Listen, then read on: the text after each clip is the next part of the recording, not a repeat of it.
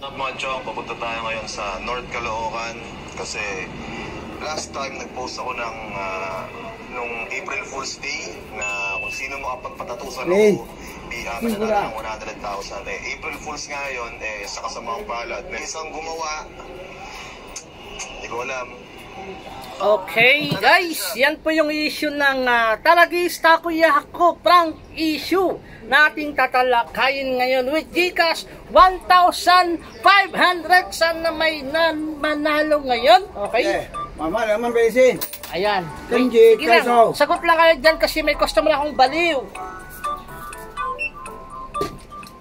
Ang aking customer na baliw ay nandito. Okay. Ang nangyari po doon ay pinapaliwanag po ni Taragis. Yung, I think siya yata yung may-ari ng takoyaki. Ayan, takoyaki ba? Takoyaki, tama ba yun? At ang kanyang post ay umabot na sa 4 million views.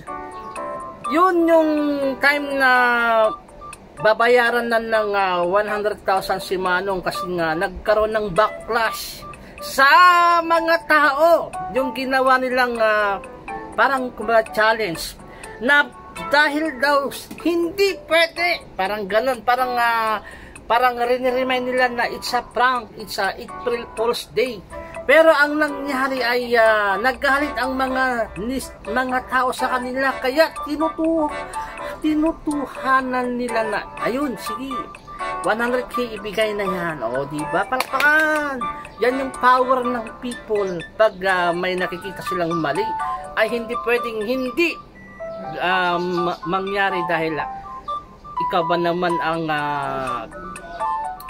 magkakaroon ng madaming basher kasi nga ang post nila na kanilang dinelete ay ganito: Our April Fool's Day post. Ito, basahin natin yung na-delete. May naka-screenshot dito. Our April Fool's Day post was published earlier than in the day. Bulol.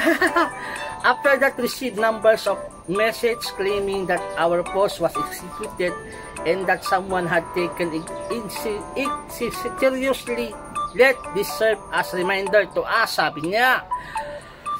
All important reading comprehension is yung parang in-underestimate niya yung reading comprehension daw. It's April's Fool's Day. Never trust anyone or anything or anyone. The same as any other day. As once more, Taragis Takoyaki is not accountable for the events that occur. Yun nga, yun yung nagkaroon ng ito yung dinilit nila kasi nga may kumasa sa kanyang challenge. Nang challenge dito, kunin ang logo ng Taragis. Ito may 1, 2, 3, may kondisyon pa. Sabi niya kasi, gusto mo ng 100k, yan yung title, gusto mo ng 100k. Number 1 na gagawin, kunin ang logo ng Taragis. Yan, yung logo. Ipatato sa noo. Kung sino man ang unang makapag-send sa amin, siya ang mananalo ng 100,000. Pero, ang nakalagay dito sa baba, yan po yung mga mahilig sa Pinoy na April Fool's Day, ang hindi nakita o hindi na siguro na-click ni tatay yan ni tatay, ano pang pangalan ni tatay dyan, tignan nga natin, nakalimutan ko na. Kaya ngayon ang nangyari is dahil sa mga netizen na tignan natin yung mga comment ng mga netizen, basahin natin kung bakit napilitan. Parang napilitan kasi dahil nung una nagpalabas sila ng statement na yun, parang hindi daw sila accountable, pero napilitan sila dahil sa mga comment na ganito. Hindi katanggap-tanggap na sorry niya dahil sa yung practice. May Chungwa. Kausap man wait lang kaysa, may customer. Patuktok muna tayo. Kausap. Nga. Mawala. Ha? Mawala. 冇硬噶。哦，攞啲咋？呢個啦，幾錢啊50 啊，俾籌碼你得唔得？啊？籌碼，俾呢個你啊。哦，冇問題啊。嗱，哦，okay. Thank you. Yan. Malboro na lang daw, imbis na chungwa. May tip tayong 8. May tip akong 8. Madilim guys sa kasinan na ito ay nawala yung mga ilaw. Ayan. Hindi katanggap-tanggap ang sorry niya dahil yung prank niya o joke niya parang naka-aksidente siya. Imagine pinakialaman ni tatay ang sarili niya para sa 100k. O di tama kasi hindi naman lahat na nakipag-April Fool's Day. Malay ba ni tatay yan na sana sa lagay na post niya ay Happy April Fool's Day. Sana walang nangyaring ganun, di ba? Held you're accountable for blatantly pulling up guy that he is winning a 100k for tattooing your brand or their forehead. Regardless is April Fool's Day or not, you should post something that involves money because there are someone that will do anything for money. Generally speaking, not all people knows what April Fool's. It is your fault for even endorsing that stupid prank. Lols, pack it up together and give the old man 100,000. Diba? Yan yung mga comment. Ito pa yung isang comment ni Renren. Ayan o. Binabasa natin yung mga comment.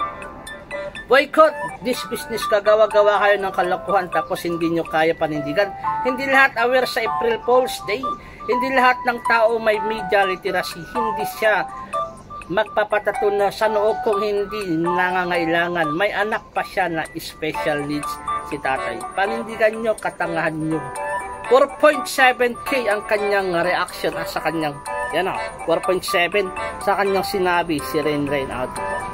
Yan yung reason why na parang napilitan yung Taragis na ibigay yung 100k. Boycott this business, gagawa-gawa kayo ng kalokohan, o diba? Ayan, i-close up natin, ayan. Yan yung comment, gagawa-gawa kayo ng kalokohan, o diba? 4.7 yung nag-like sa kanyang comment at meron nag-reply dito sa kanyang baba. All this, sisihin pa nila ang reading comprehension ng tao samantalang kung tutuusin. Alam nila na maraming naghihikakos sa buhay. At lahat pwede pagkakitaan, papatulan, kaya di kasalanan ng tatay yun. They should up the mistake. Okay? So, meron tayong natututunan. Meron tayong natututunan. Sa mga comment, dun tayo nakakaroon ng idea, di ba? Sana may nanalo din dyan sa baba sa mga nagko-comment dyan. Sana may nanalo 100. Hindi ko kaya yun. 1,500 lang. 1,500. One word Tagalog. How about sa it's a prank? It's a prank. Okay? One word Tagalog. It's a prank. Sa nangyaring ito ay wait lang, may customer na naman. Mamaya. 有冇萬事發七啊？ Chat. Imsap iman na. 嚇？有冇？萬事發 Mansi 七。 pa chat. Dito. Okay, sana may nanalakang ka na customer. Sa nangyaring ito, Ano? continue natin. Imsap. 52。 Yung manyaw.好。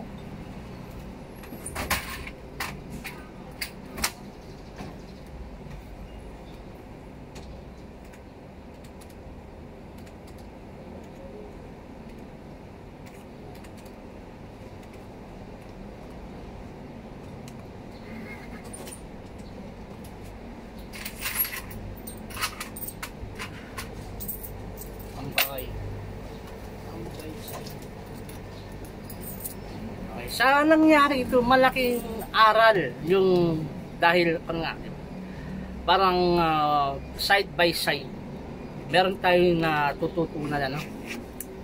May pangalan na kasi yung takoyaki. Yun yung pagkain yun, may pangalan na, may brand na. So pag nagpo-post po kayo ng ganun, without knowing na yung mga tao ay na-aware sila na ito pala ay it's a prank or April Fool's Day, dapat ay sa taas nyo ilagay yun na hindi, wag nyo ilagay sa baba. Yan, yan yung mali, sa taas nyo ilagay. O di kaya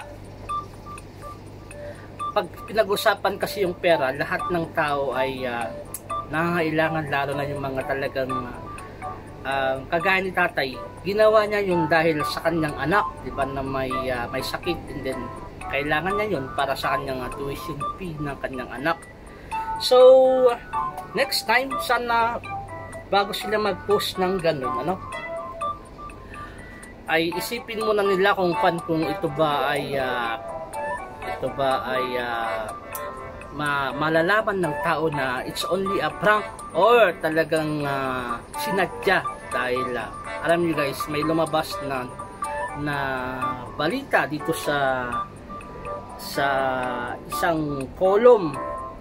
Ngayon lang lumabas dito sa kami.com. Sikat to guys, sa kami.com.ph. Yan, ito may lumabas na balita. Sana may nanalo dyan na guys sa bonus round. Inihayag ni Sian Gasa sa isang post na halatang scripted. So when we say prank, is scripted na umano at isa lamang daw publicity stunt ang Taragis Tattoo. Ayan, ibig sabihin ay kung sakaling scripted yung sinasabi ni Sian Gasa, magkakutsaba yung may-ari ng Taragis at saka si tatay. Parang ganun ba yun yung nangyari? Kasi nga guys, may nag-post, saan nahanapin nga natin yun.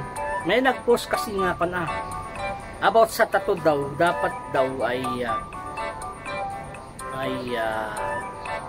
asan na ba? Si Chona, ayan, si Chona. Ang dami niyang si Chona, ang dami niyang dito sa kanyang post, ang dami niyang share. Umabot na po sa tingnan ulit. Ayan, di ko na makita. Ito na lang yung sa kanya sinabi, Hoy Taragis, ba't binuran nyo comment ko? Sinabi ko lang naman na duda ako dun sa lalaking nagpatato ng logo nyo sa noo. Isa totoo namang 335. Ayan, pakinggan nyo pa, 336 kayo nag-post nung April Fool's joke nyo, tapos 4:15. So between 3:36 PM to 4:04 PM, parang 30 minutes lang yun yung gap. Tapos naagad ang tattoo niya at magaling agad. At ay naku, mukhang nag-i-email lang yung si Taragis. Naniwala kayo sa akin, baka party pa rin kayo ng prank nila. Siyempre, pagkatapos ng Taragis, hindi naman agad-agad mababasa ni Mang Ramilian unless babad talaga siya sa Sokmed at naka-like sa page nyo. Tapos mula sa kanila, pupunta pa siya sa tattoo shop. Kakausapin pa niya yung tattoo artist. Siyempre, gagawan muna ng sketch ng artist yan. Hindi naman tatatohan yan agad. Tas i-sterilize mo ng gamit, i-ready mga kagamitan, etc. Saka pa lang siya umpisahan tatatohan. Baka doon pa lang lampas 30 minutes na ang lumipas. Tas sa peak na pinost niya, magaling agad, as in flat na flat. Pagbago ang tattoo, dapat nakaumbok yung skin. Tas namula-mula yung paligid nito. Matingkad din dapat yung kulay. Basta medyo duda talaga ako. Ayan, maraming nag-react dito guys dito kay Chona sa kanyang Facebook, Chona May. Ayan, Chona May. Yan yung kanyang pangalan. Parang yung prank daw na yun, yung nga sinasabi, it's a prank. Parang scripted. May nag-comment, basahin nga natin. Ayan. posibleng party rin si kuya sa content para matulungan siya financially. Pwede. Kung totoo man magkasabwat sila yung nagpatato at dapat una palang inacknowledge na nila na parang hangaan sila ng madla, hindi yung sasabihin nila na hindi sila accountable, nagbackpatuloy sa kanila. I don't think may sabwatan, sabi ni Erica. Yun. I don't think may sabwatan. Ayaw plot twist, kanon. Ayan, mga iba. Okay, pasahan pa natin yung iba. Okay. Same truth, kaya di ako nag-react agad sa post nila na may ginawa. Yun na may giving us critical literacy lessons. What if panaginip lang palang lahat? Ayan. Okay. So, basta guys, sana sign nyo din dyan sa baba. Yung sa akin ay hindi siya prank. Ha, joke lang. Yun yung ating vice versa. No? Sana may nanalo. Yung aking pinapahulaan ay may kinalaman sa prank. Ano? 1. Meron tayong clue. Meron tong letter M-A. Letter M at saka A. So, alam nyo ba yung sagot na yan ay madali lang mahulaan. Yung nag-viral issue na yan ay parang nakonsensya si Taragis kasi nga ang daming nakisimpatya kay tatay na nagpatato sa noo. Then napilitan sila magbayad ng 100,000. Yun, nasa news na rin siya, nasa news. Tapos ay with letter MA, maraming mga marites. Ayan, maraming marites na challenge nila si Taragis, no? Parang itong prank mo na ito ay dapat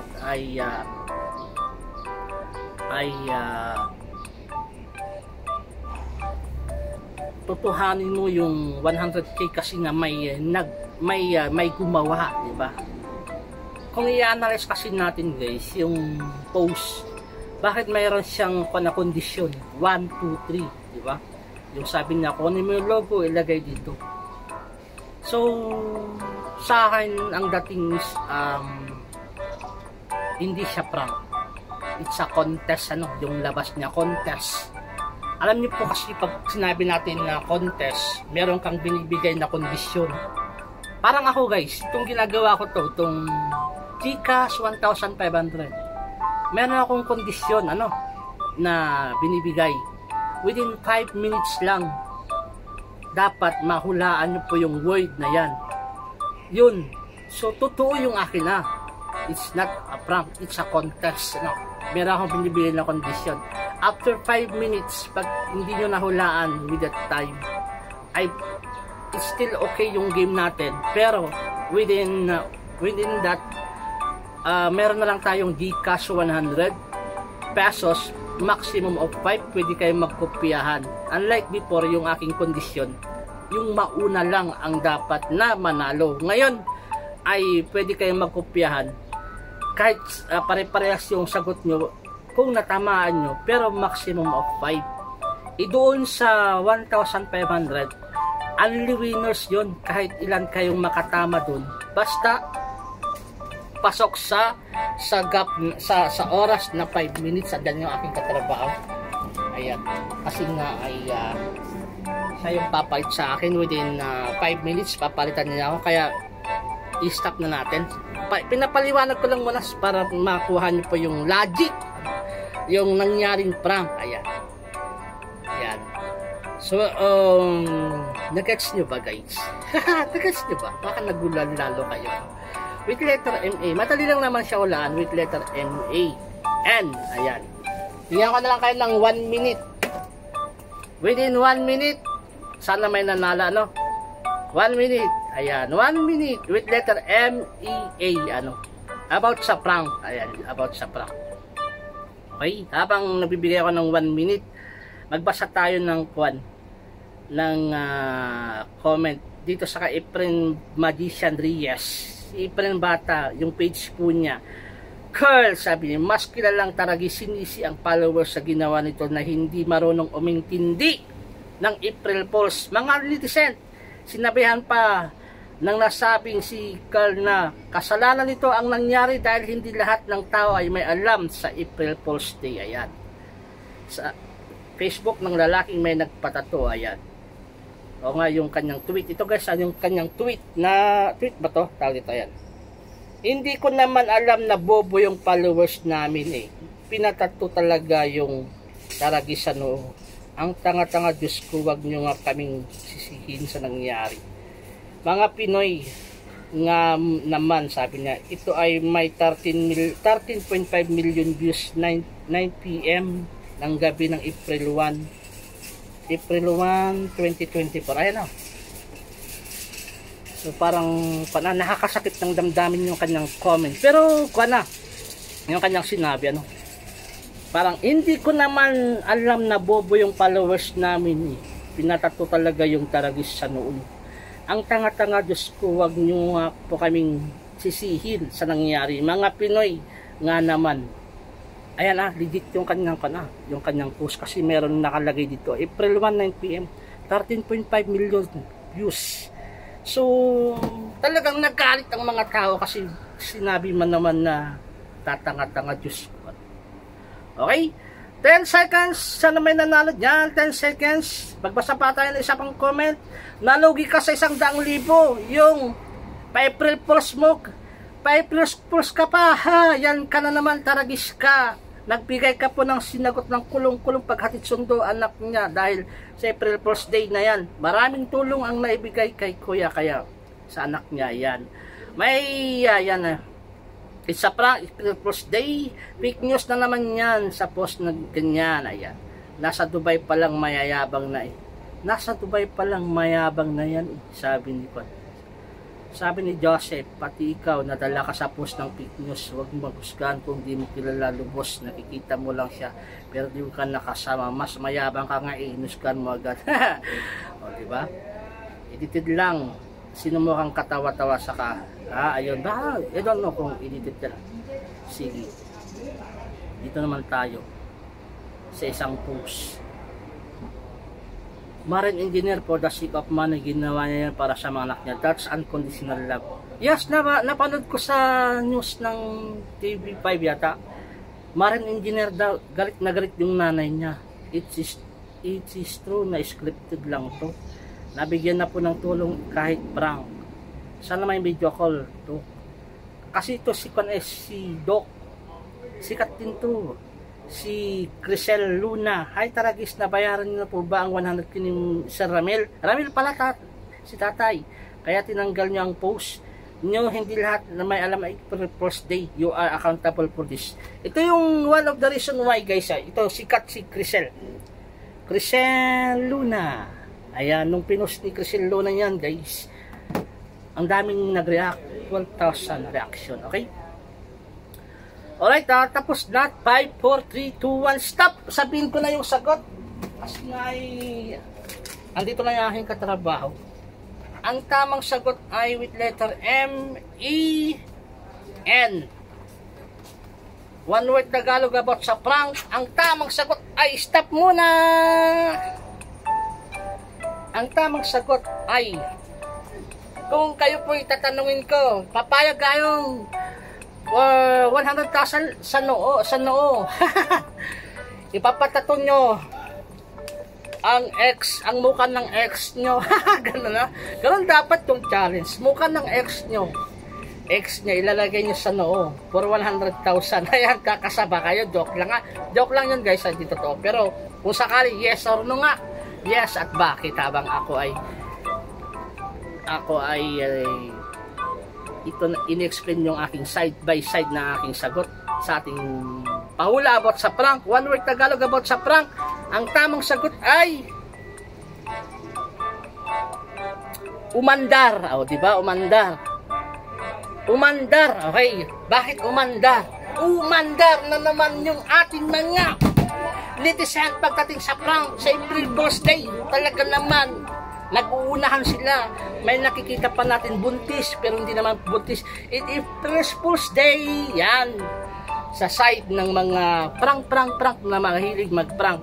Dito naman sa nangyari sa Taragisan, umandar yung kanilang konsensya dahil sa ginawa nilang prank ay merong tumupad na hindi naman akalain ni Tatay Ramil na it's a prank on April Fool's Day. Kaya yun, umandar yung kanyang kagustuhan na magkaroon ng pera para sa kanyang anak na may sakit at gagamitin sa tuition fee. Umandar yung kanyang pagiging tatay. Gagawin ko ang lahat para sa aking anak. O, diba? Umandar. Sa inyo naman dyan sa baba, sana umandar yung utak nyo at nanalo kayo dyan. Sorry kung yung mga iba hindi na nanalo. Sana may nanalo dyan sa baba. So maraming salamat. Sana umandar lagi yung utak natin at manalo po kayo dyan. Again, yung ating sinasabing challenge na kung sakali, hindi to challenge, it's a joke lang. Kung sakali 100,000 yung mukha ng ex nyo ilalagay sa noo, papayag ba kayo? Yes or no at bakit? Ayan, yes or no at bakit? Ayan, ay kukuha ako ng isang winner dyan sa baba. Yes or no at bakit? Ano? Yes, explain mo. No, explain mo. Yung pinakamaganda, Gcash 100 pesos sa mananalo. Okay, 30 seconds. Bilisan nyo na. 30 seconds. Yes or no at bakit?